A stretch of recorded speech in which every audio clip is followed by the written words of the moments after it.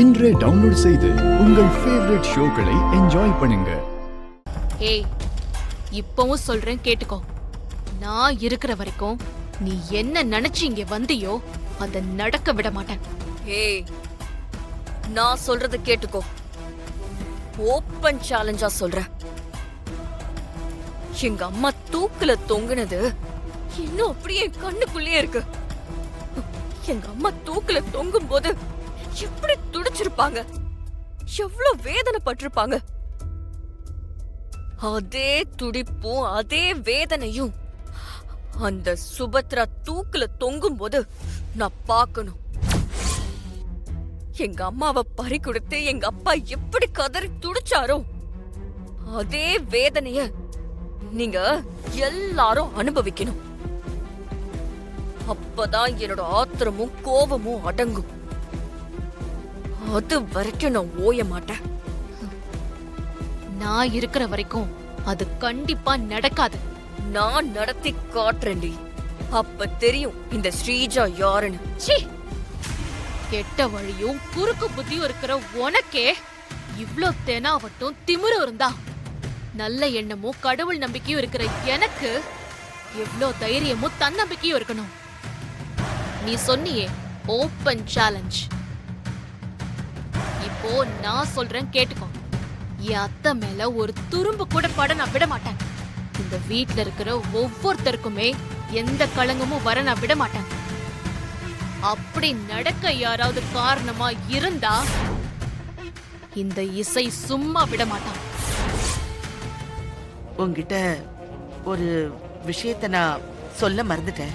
இல்ல மறைச்சிட்டேன். நீங்க என்கிட்ட மறைக்கிறதுக்கு என்ன இருக்கு டாக்டர்? அது மூணாவதா ஒரு பையன் பிறந்தான்ல. ஆமா, என் மூணாவது பையன். அவனுக்கு அசோக்னு பேரு வைக்கணும்னு ஆசைப்பட்டேன்னு சொன்னேன்.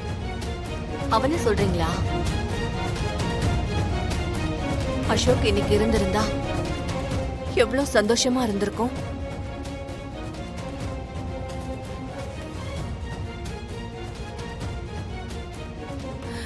அவனை ஞாபகப்படுத்துறதுதான் உங்களுக்கு சர்ப்ரைஸ் கிஃப்டா? அவனை தான் பார்க்க எனக்கு கொடுத்து வைக்கலையே. பிரசவத்துல ஒரு மாசத்துக்கு முன்னாடியே பிறந்து இந்த அம்மாவால கொஞ்சம் முடியாமையே செத்து போயிட்டானே.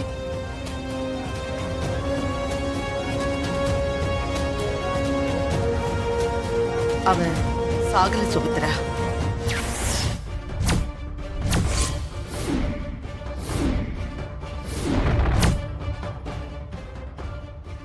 என்ன சொல்றீங்க?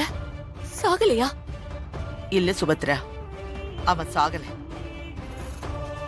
8 மாசத்துல பிரசவத்துல பிறந்ததுனால அவனுக்கு மூளை வளர்ச்சி குறைபாடு இருந்ததுமா. உன் குழந்தை மூளை குறைபாடோடு இருக்குதுன்னு உன்கிட்ட சொன்னா நீ ரொம்ப வருத்தப்படுவ. அதுவும் இல்லாம உன் வீட்டுல இருக்கிறவங்க எல்லாரும் அதிர்ச்சி ஆயிடுவாங்க. அதனால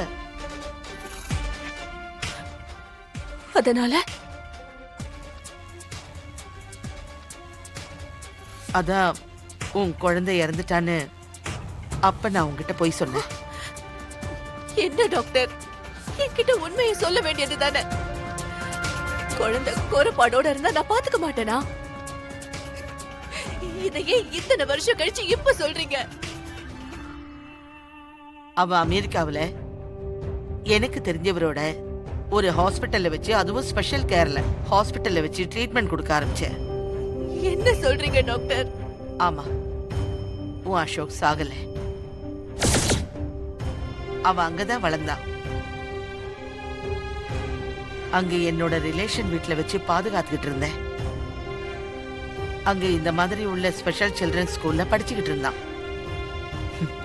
இத்தனை வருஷம் அவனோட ட்ரீட்மெண்ட்ல பர்ஃபெக்ட்டா மாறிட்டான். சரியா இருக்கான்.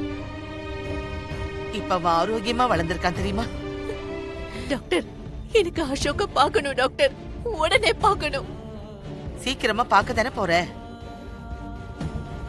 உன்கிட்ட இந்த விஷயத்த சொல்லி உன் பதில கேட்கறதுக்காகத்தான் நான் வந்தேன். ரொம்ப சந்தோஷம் டாக்டர். இதை விட சந்தோஷம் என் வாழ்க்கையில இருக்குமான்னு தெரியல. என் வயித்துல பிறந்து செத்து போச்சுன்னு நினைச்சிட்டு இருந்த குழந்தை உயிரோட இருக்குன்னு தெரியும் போது எப்படி இருக்கு தெரியுமா? ரொம்ப நன்றி டாக்டர், ரொம்ப நன்றி. நான் என்ன பெருசா பண்ணேன்? அந்த குழந்தையோட உயிரை அன்னைக்கு பிடிச்சு வச்சதே கடவுள் தானே.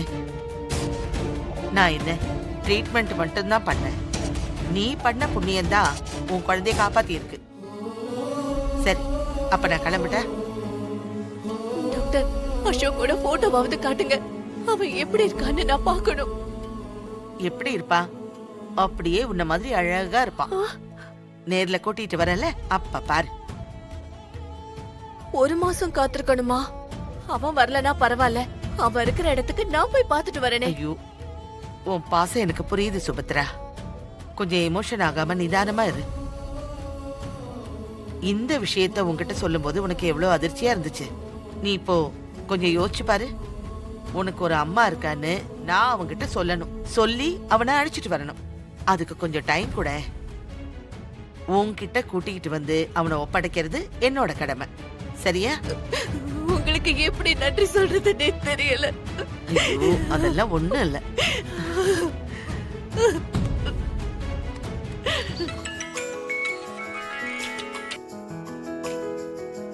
ஹலோ ஹலோ, வணக்கம்மா. நான் சித்தானந்த சுவாமிகளோட அசிஸ்டன்ட் பேசுறேன். வணக்கங்க. சாமி நல்லா இருக்காங்களா? நல்லா இருக்காருமா. குருஜி உங்ககிட்ட பேசணும்னு சொல்றாரு. நீங்க ஃப்ரீயா இருக்கீங்களா? அது என்னோட பாக்கியங்க. போன கொடுங்க.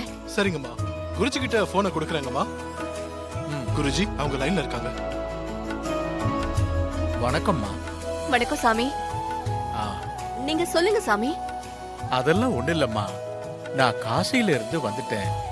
நீங்க என்ன கல்யாணத்துக்கு கூப்பிட்டீங்க. என்னால வர முடியல இல்லம்மா. அதான் உங்க கல்யாண நாளுக்கு ஆசீர்வாதம் பண்ணலாம்னு நினைக்கிறேன். அதான் உங்களை கேட்டுட்டு வரலான்னு ஃபோன் பண்ணேன். வாங்க வாங்க. என்னங்க, ராகவ், ஸ்ரீஜா, சிந்தாமணி எல்லாரும் வாங்க. என்ன என்ன சுபத்ரா, ஏன் எல்லாரையும் கூப்பிடுற? இருங்க, எல்லாரும் வரட்டும்.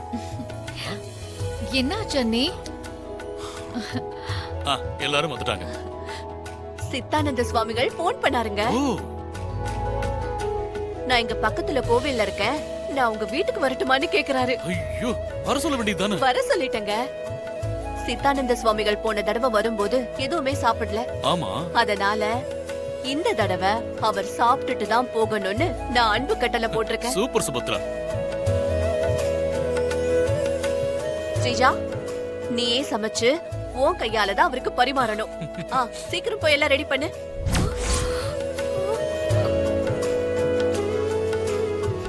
அத்தை, நானும் கூட சேர்ந்து சமைக்கலாமா? வேண்டாம் பல்லவி, ஒரு ஆள் சமைச்சா போதும்.